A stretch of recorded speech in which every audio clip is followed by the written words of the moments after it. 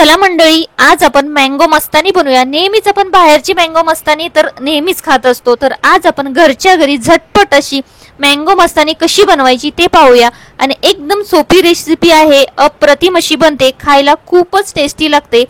ही mango मस्तानी बघून घरच्या घरी एवढी सुंदर बनते ना, तर बघूनच तोंडाला पाणी सुटतं।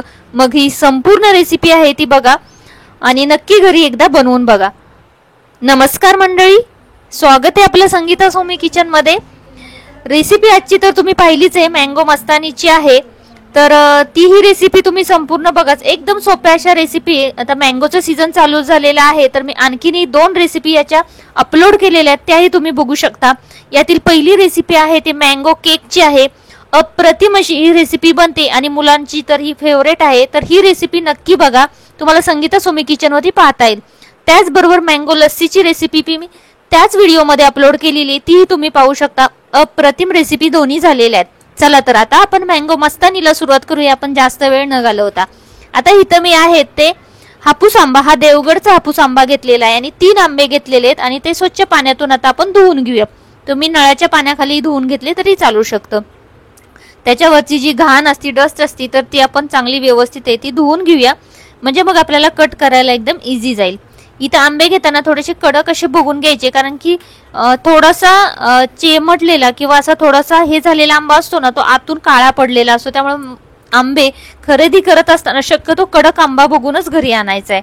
आता इथे बघू शकता, मस्त असा ऑरेंज कलर आहे ह्या आंब्यांचा आणि खायला खूपच टेस्टी। याच्यामध्ये साखर खूप कमी लागते आणि खायला खूप टेस्टी लागतात हे आंबे। आता इथे बघू शकता, मी अशा पद्धतीने कट देऊन घेतलेले आहेत, एकदम बारीक कट दिलेत आणि सुरीच्या साहाय्याने अशा पद्धतीने आपण एका बाउल मध्ये काढून घेऊया।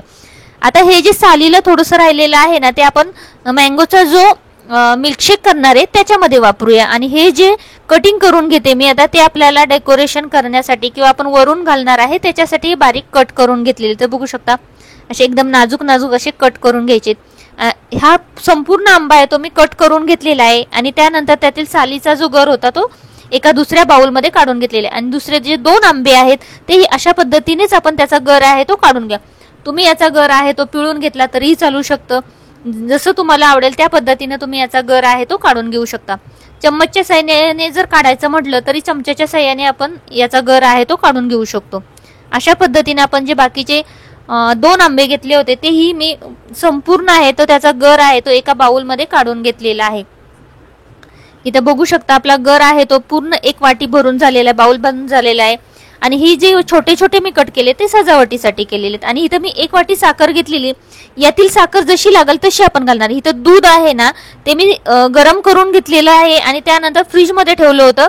आता थंड दूध घेतलेलं आहे, तर आपण आता ह्या वाटीने 1 वाटी भरून आंब्याचा पल्प घातलेला आहे, तर तीच वाटी घेऊया म्हणजे आपल्याला व्यवस्थित माप समजेल। आता त्याच वाटीने मी जे थंड दूध घेतलेलं आहे, साई न टाकता आपण त्याच्यामध्ये हे दूध घालून घेऊया।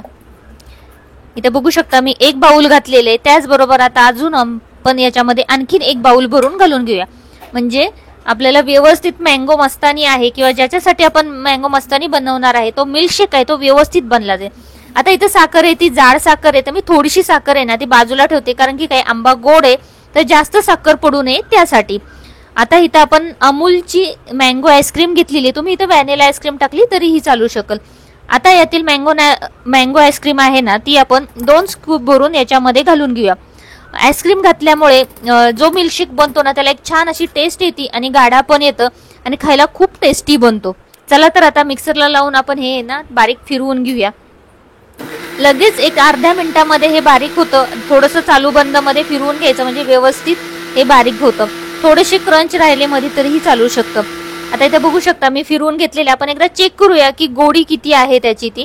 तुम्हाला जर जास्त गोड आवडत नसेल तर साखर नाही टाकली एक्स्ट्राची तरी चालेल, पण मला थोडंसं कमी वाटतंय त्यामुळे मी ही बाकीची साखर आहे ती घालून घेतलेली आहे आणि परत आपण फिरवून घेऊया।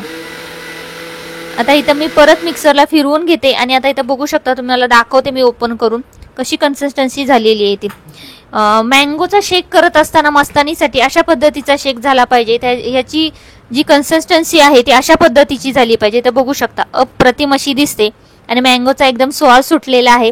चला तर आता आपण सर्व करून घेऊया। त्यासाठी मी आता एक बाउल घेतलेला आहे किंवा तुम्ही एक ग्लास घेऊ शकता। इथं मी ग्लास घेतलेला आहे, तुम्ही याच्यासाठी बाउल पण घेऊ शकता।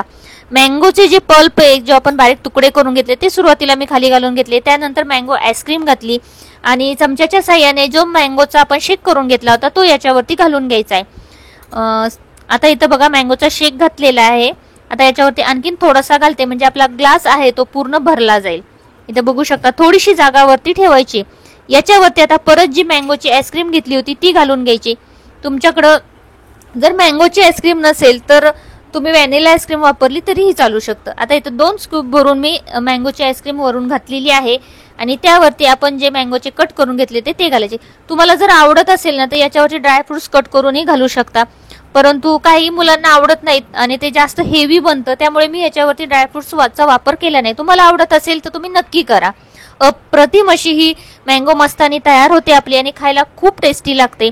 बघा काय अप्रतिम अशी दिसते का नाही, बघूनच अगदी आहे ना तोंडाला पाणी सुटतं. आता तुम्हाला दाखवते जवळून काय मस्त अशी आपली मँगो मस्तानी झालेली आहे. अप्रतिम. ज्यावेळेस आपण हे बघतो ना तर बघूनच तोंडाला पाणी सुटलेलं असतं आणि मुलांची सर्वांचीच म्हणलं तर ही खूप फेवरेट आहे. चला तर आता मी तर टेस्ट करून बघते. तुम्ही तुमच्या घरी नक्की बनवून बघा. आता मँगोचं सीझन संपत आलेलं आहे तर नक्की त्याच्या आधी ही रेसिपी बनवून बघा. अप्रतिम अशी घरच्या घरी बनते.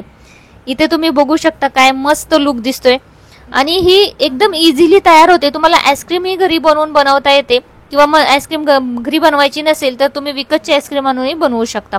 अप्रतिम अशी ही रेसिपी बनते. नक्की बनवा. रेसिपी ह्यात कशा वाटलेली आहे ती नक्की कमेंट करून सांगा आणि रेसिपी आवडल्यास चॅनलला सबस्क्राईब करायला मात्र विसरू नका. बेल आयकॉन प्रेस करा अशाच काही आपल्या रेसिपींसाठी. थँक्यू.